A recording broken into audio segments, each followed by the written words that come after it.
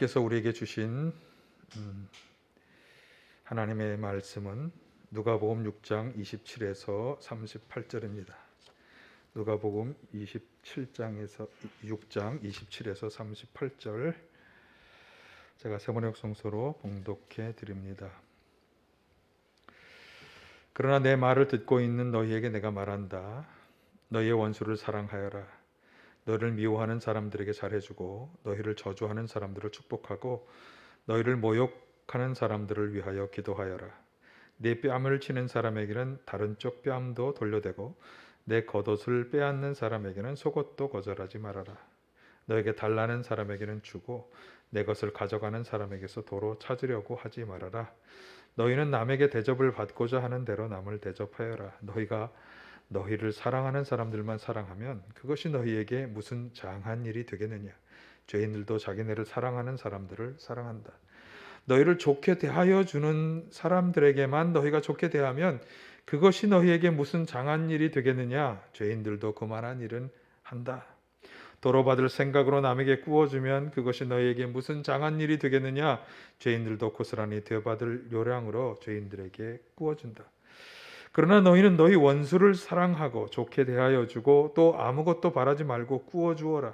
그래야만 너희는 큰 상을 받을 것이요 더없이 높으신 분의 아들이 될 것이다. 그분은 은혜를 모르는 사람들과 악한 사람들에게도 인자하시다. 너희의 아버지께서 자비로우신 것과 같이 너희도 자비로운 사람이 되어라. 남을 심판하지 말아라. 그리하면 하나님께서도 너희를 심판하지 않으실 것이다. 남을 정죄하지 말아라. 그리하면 하나님께서 너희를 정죄하지 않으실 것이다. 남을 용서하여라. 그리하면 하나님께서 너희를 용서하실 것이다. 남에게 주어라. 그리하면 하나님께서 너희에게 주실 것이니 되를 누르고 흔들어서 넘치도록 후하게 되어서 너희 품에 안겨 주실 것이다. 너희가 되질하여 주는 그 되로 너희에게 도로 되어서 주실 것이다. 아멘. 할렐루야. 오늘도 주님의 은혜와 평강이 함께 하시기를 간절히 바랍니다. 오늘 본문 말씀은 어떻게 보면 우리 그리스도인들에게는 굉장히 중요한 말씀입니다. 또 중요한 만큼 굉장히 도저히 받아들이기 어려운 그런 요청 혹은 명령의 말씀을 하고 있는데요. 27절이 그 핵심이 되겠습니다. 그러나 내 말을 듣고 있는 너희에게 내가 말한다. 너희 원수를 사랑하여라. 아멘. 네. 사랑하기를 바란다 라거나 사랑했으면 참 좋겠다가 아니라 사랑하여라 명령의 말씀으로 하고 있습니다. 원수를 사랑하라. 이건 주님의 명령인 것입니다. 내 말을 듣고 있는 너희에게 말한다 그랬으니까 주님의 말씀을 정말 하나님의 말씀으로 받아들이는 모든 사람은 이 명령의 말을 듣고 지켜야 한다. 그런 말씀이 되겠죠. 원수가 누구입니까? 자신이나 자기 가족에게 해를 주어서 원한을 맺히게 만든 사람, 이런 사람이 원수입니다. 여러분 주변에 어떤 사람이 여러분의 원수라고 생각이 되십니까? 한번 생각을 해보시면 인생을 살아오시면서 참 많은 사람들을 만나고 또 그 중에서 미워하고 미움을 받는 그런 관계를 만들어 갈 수밖에 없죠. 그런데 정말 이렇게 원수라고 생각될 수 있는 사람은 뭐 그렇게 많지 않겠습니다만 여러분 그런 사람들은 정말 나를 힘들고 괴롭게 해서 얼굴을 다시 보기조차 싫은 그런 사람들인데 그런데 어떻게 그런 사람을 용납하고 사랑할 수 있을까요? 참 어려운 일입니다. 그런데 그 어려운 일을 하라고 하시는 것입니다. 모든 미움의 감정들을 좀 정리하고 새로운 눈으로 상대방을 바라보면서 다시 사랑의 마음을 가지라. 그런 말씀이죠. 왜 우리는 원수를 사랑해야 하는 것일까요? 오늘 이 원수 사랑의 명령에 이어서 구체적으로 제자들에게 요구하는 말씀들이 쭉 이어 나오는데요. 이 말씀들을 살펴보면서 왜 원수를 사랑하라고 하시는지 그 점을 함께 생각해 보도록 하겠습니다. 먼저 거론되는 대상은 원수로 지칭되는 그런 사람들이 27에서 30절에 쭉 나오고 있는데, 여기 보면 원수를 사랑하라 그러면서 미워하는 사람, 저주하는 사람, 모욕하는 사람, 뺨을 치는 사람, 겉옷을 빼앗는 사람, 달라고 하는 사람, 또 내 것을 빼앗아 가져가는 사람, 이런 사람들이 바로 원수의 범주에 들어가는 그런 사람들로 말씀하고 있습니다. 이런 사람들에 대해서 악한 감정을 가지지 말고 잘 해주라, 축복해주고 오히려 그들을 위해 기도하라, 이런 말씀이고요. 여기에 더하여서 손해도 감수하라고 하는 것이죠. 달라는 대로 다 주고 속옷까지도 주고 또 한쪽 뺨을 때리면 다른 쪽 뺨도 돌려대라, 이런 말씀이에요. 사실 원수를 갚지 말고 참아라, 그렇게 말씀하셨다면 그건 좀 받아들일 수 있을 거예요. 그런데 참는 정도가 아니라 오히려 잘해주고 축복해줘라, 위에서 기도해줘라, 여기까지도 좀 하라면 할 수 있을 것 같아요. 그런데 여기 보니까 뺨도 속옷도 달라는 것도 다 주고 오히려 더 주라고 이렇게 말씀하고 있습니다. 어떻게 보면 정말 호구가 되는 것 같은 그런 인상까지 줄 정도의 일을 다 하라고 하시는 거예요.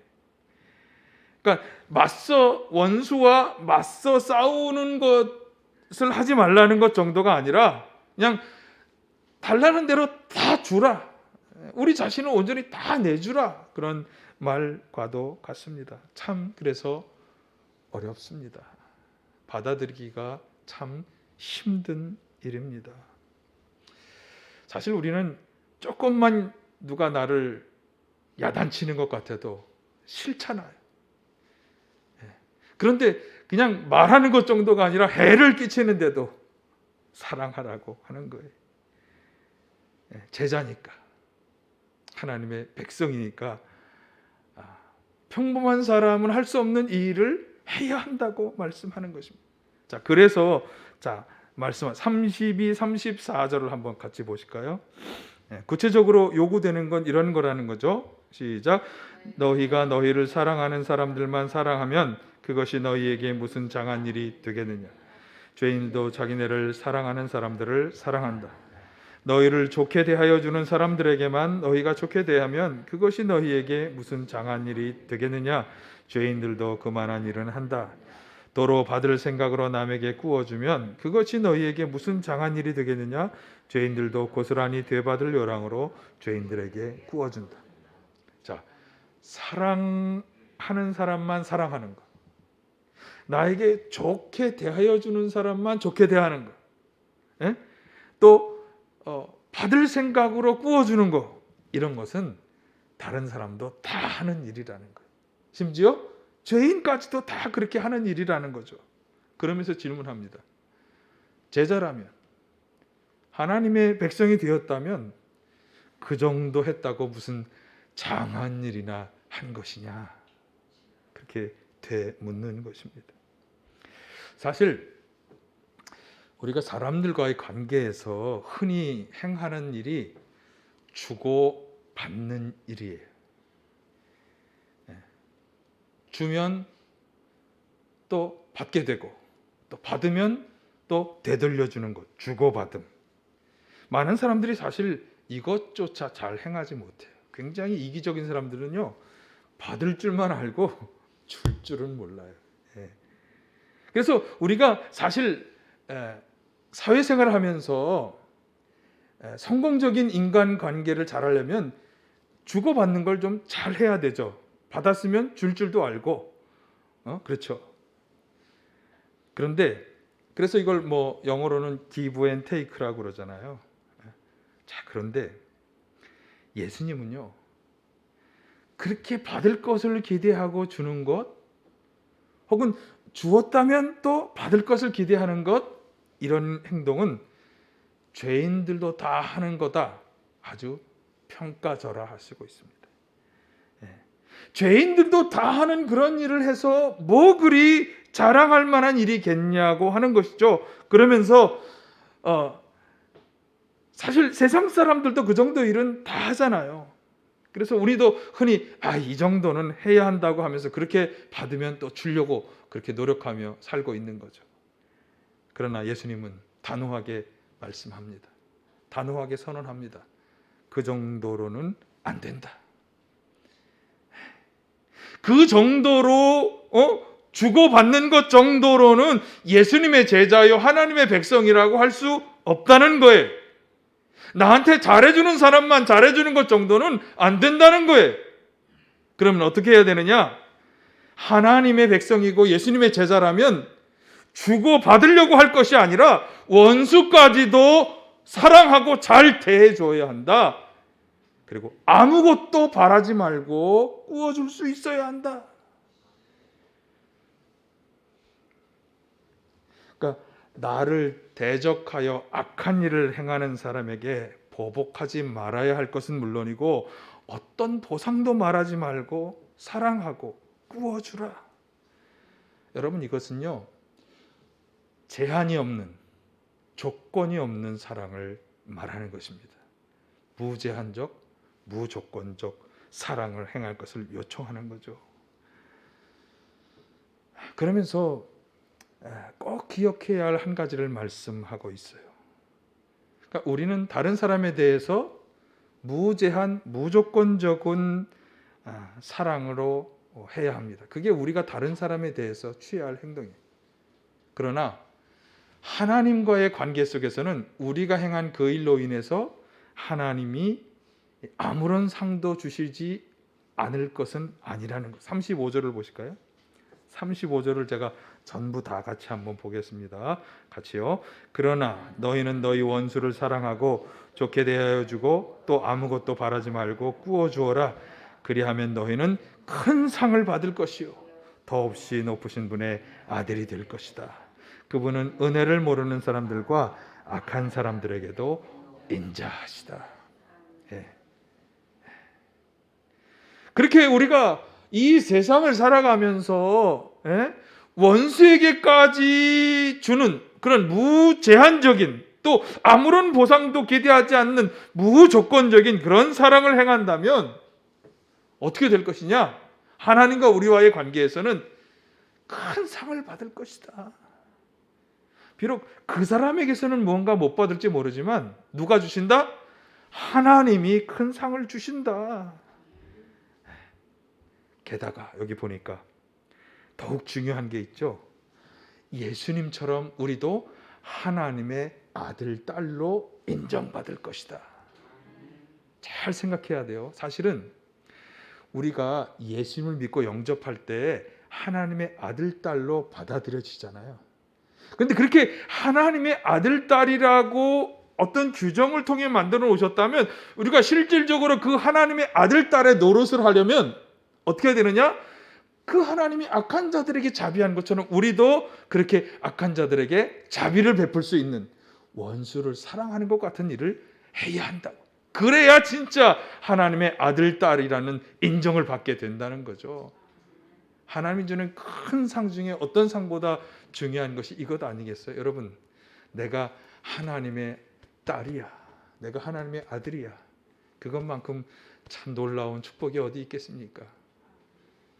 여러분이 하나님의 아들, 딸이 다 되셨음을 믿으십니까? 네, 그렇게 인정받으실 수 있도록 어떻게 해야죠? 어떻게 하라는 거죠? 사랑하라는 거죠. 무제한적으로, 무조건적으로. 그것이 우리가 해야 할 일이다. 여러분, 원수를 향한, 나에게 정말 내가 원수라고 생각하는, 원한이 맺히도록 악한 일을 한 그 사람에 대한 모든 악한 감정을 다 이기고 사랑할 때, 참으로 인내하고 희생하는 마음으로 용납하고 조건 없이 다 내어주는 그런 사랑을 행할 때 우리는 비로소 온전히 하나님의 자녀요, 하나님의 아들이요 딸로 인정받게 되는 것입니다. 이 일을 다 행할 수 있는 우리 모두가 다 되시기를 간절히 축원합니다. 자, 그런데 사실 예수님께서는 이렇게 어렵고도 힘든 일을 우리에게만 요청하신 건 아니에요. 사실 예수님이 그 본을 우리들에게 보여주시고 있어요.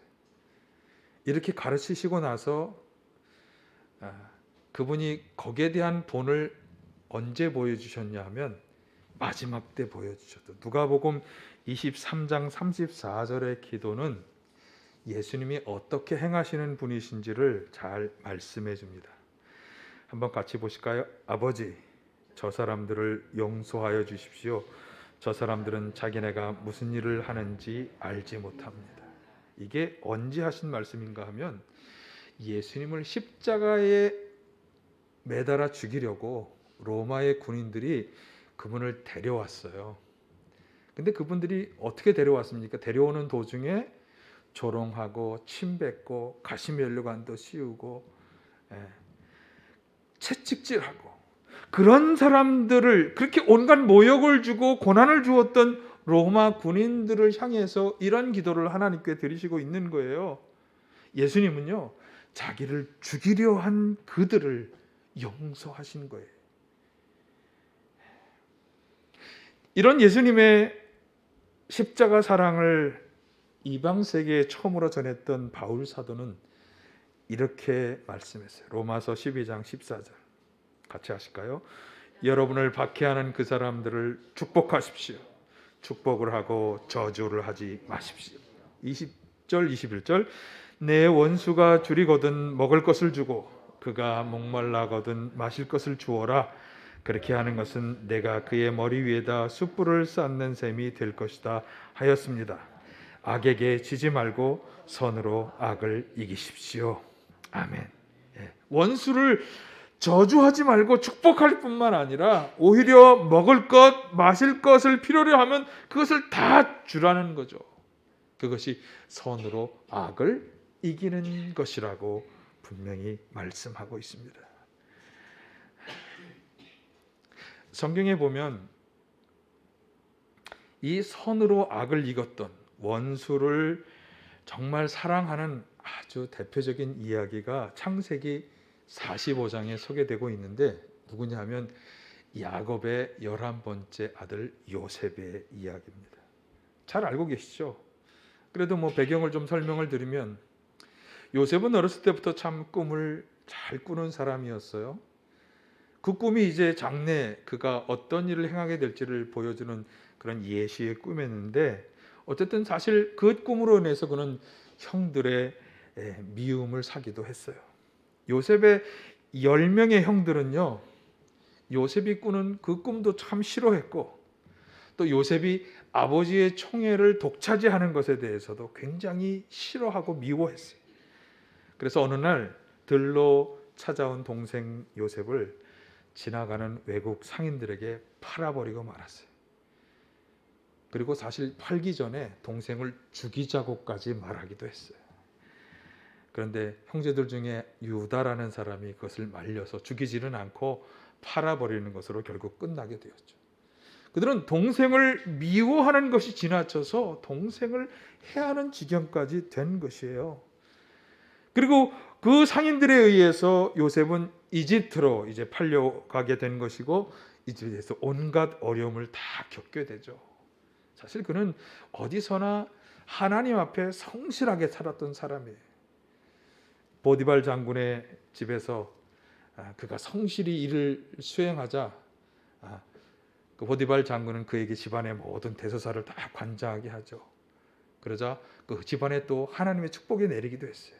하지만 또 항상 좋은 일에는 또 나쁜 일도 오잖아요. 그 보디발 장군의 아내가 요셉을 유혹하는 일을 하게 되죠. 그 유혹을 거절하자 그를 모함해서 감옥에 가두잖아요. 감옥에 갇히는 고생을 했죠. 그러나 거기서도 그는 아주 성실한 사람이었어요.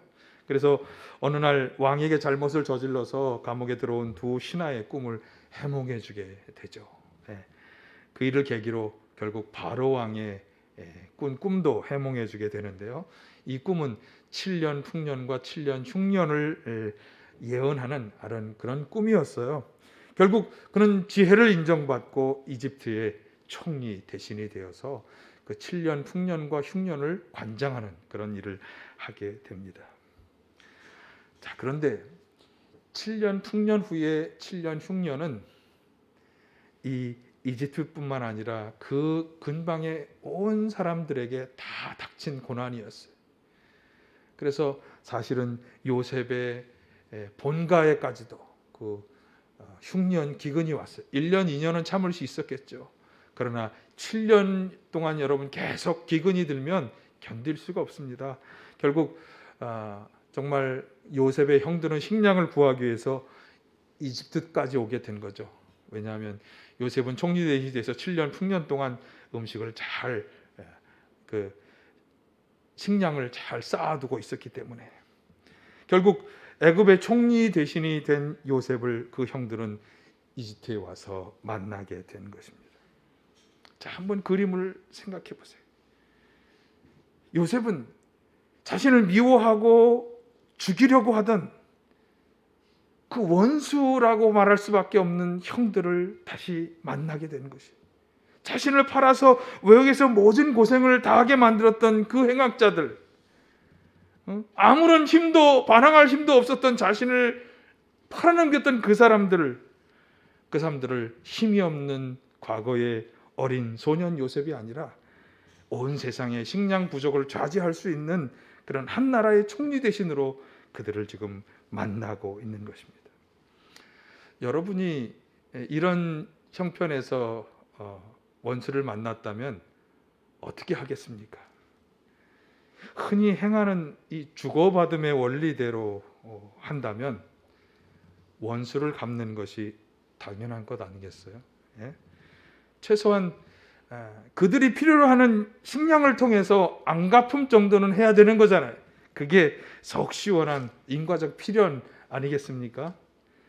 자, 그런데 요셉이 어떻게 하고 있습니까? 자, 요셉이 한 말 5절 하반절을 한번 보실까요? 창세기 45장. 형님들이 나를 이곳에 팔아넘기긴 하였습니다만 그것은 하나님이 형님들보다 앞서서 나를 여기 보내셔서 우리의 목숨을 살려주시려고 그렇게 하신 것입니다. 네. 형님들이 팔아넘기긴 하였지만 사실은 하나님이 보내신 것이다. 그렇게 말하고 7절도 보실까요? 함께 합니다. 하나님이 나를 형님들보다 앞서서 보내신 것은 하나님이 크나큰 구원을 베푸셔서 형님들의 목숨을 지켜주시려는 것이고 또 형님들의 자손을 이 세상에서 살아남게 하시려는 것입니다.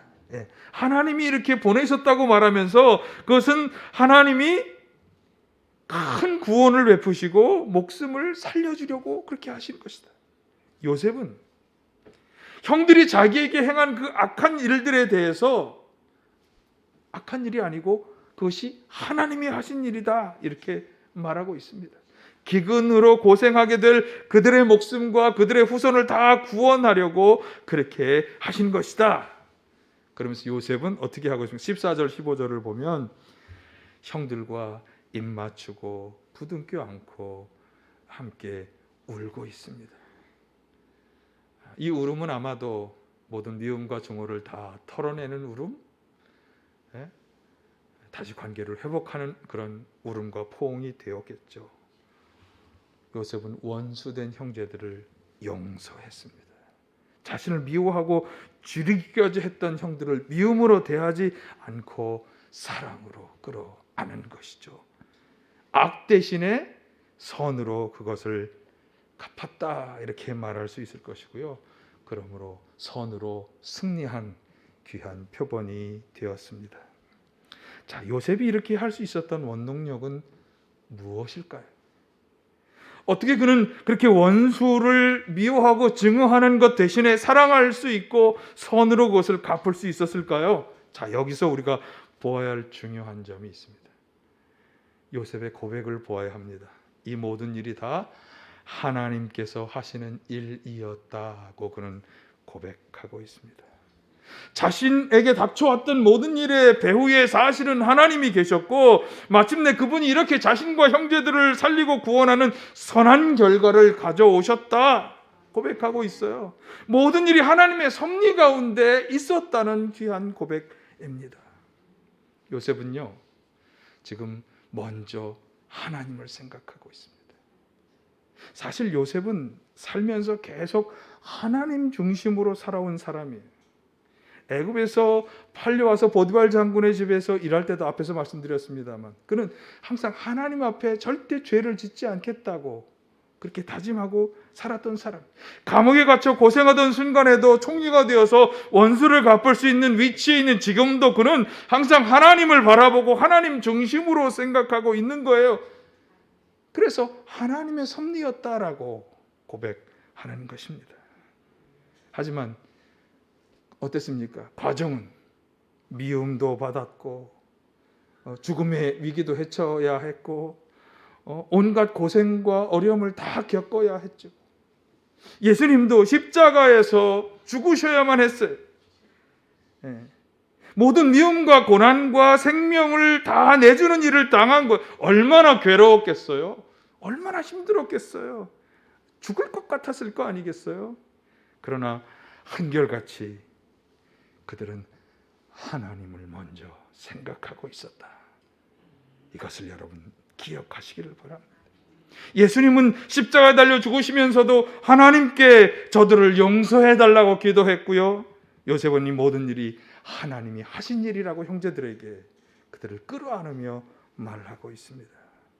항상 하나님을 바라보는 것, 이것이 모든 고난과 어려움 속에도 불구하고 우리의 신앙을 잃지 않고 선으로 악을 이겨내는 중요한 방법인 것입니다. 원수까지도 사랑할 수 있는 중요한 원동력이 되는 것입니다. 하나님을 바라보며 하나님 중심으로 살아가는 사람이야말로 원수까지도 사랑할 수 있는 사람이 된다. 이것을 여러분 꼭 기억하시기를 바랍니다. 저 사람이 왜 저렇게 하지? 도대체 왜 이렇게 하는 거지? 그런 생각은 좀 뒤로 미루고 하나님께서 이 모든 것을 역사해 주실 것이야. 하나님의 뜻과 섭리가 있을 것이야. 그것을 생각하며 살아가시기를 바라요.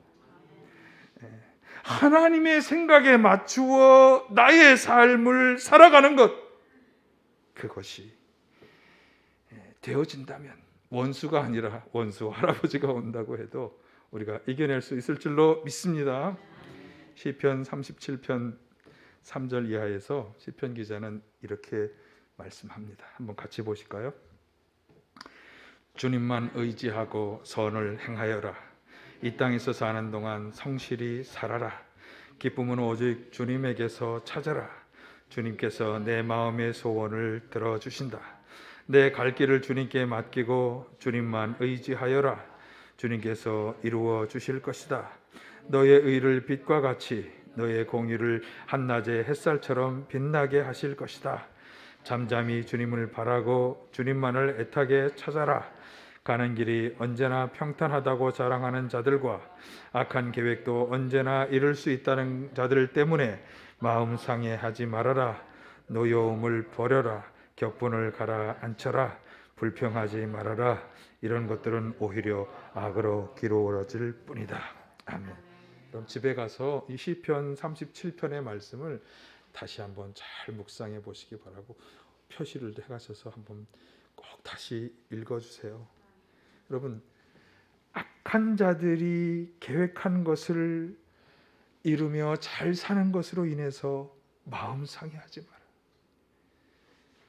노여움을 버리고 격분을 가라앉히고 불평하지 마라. 우리의 유한하고 불완전한 삶 속에서 악한 대적이 생기고 악한 일들이 이루어지는 것을 보는 건 참 슬프고 고통스러운 일임에 분명합니다. 그러나 시편 기자는 분명히 말씀합니다. 주님만을 의지하는 믿음으로 우리의 갈 길을 주님께 내어 맡기고 성실하게 선을 행하며 잠잠히 주님을 바라고 찾는 것, 그렇게 하는 것이 참된 신앙인의 길이라고 분명히 말씀하고 있습니다. 그렇게 한다면 주님께서 그 길을 이루실 것이며 그 사람의 의를 한낮의 햇살처럼 빛나게 하실 것이라고 분명히 말씀하고 있습니다. 바울 사도는 디모데후서 4장 7절에서 우리가 나아가는 이 신앙의 길을 믿음을 지키는 선한 싸움을 싸우며 달려가는 다른 박질로 표현하고 있습니다. 그러니까 의의 면류관을 받을 때까지 믿음을 지키는 선한 싸움을 싸우며 우리는 믿음의 길을 달려가고 있는 것입니다. 여러분, 믿음의 길이 싸움이라고 하는 이 표현은 어떻게 보면 우리가 우리의 대적 사단과 싸우는 싸움을 말씀하기도 하지만 사실은 우리가 끊임없이 받아야 하는 신앙의 길을 걸어가면서 내가 정말 이렇게까지 해야 돼? 내가 정말 이렇게까지 살아야 돼? 라고 하는 모든 갈등들과의 싸움, 특별히 오늘 본문에서 주는 것처럼 원수를 사랑하라고 하는 하나님의 명령을 내가 지켜야 되는가 하는 이 갈등과의 싸움에서도 이겨야 할 것을 말씀하는 것입니다. 여러분, 원수까지도 사랑하라는 이 선한 사랑의 싸움, 믿음의 싸움에서 승리하시기를 바랍니다. 그래서 자비하신 악한 자들도 자비롭게 대하시는 그 자비하신 하나님의 아들, 딸로 다 인정받고 그 아들, 딸에게 하나님이 예비하신 의의 면류관, 하늘의 큰 상을 다 받으실 수 있기를 간절히 축원합니다.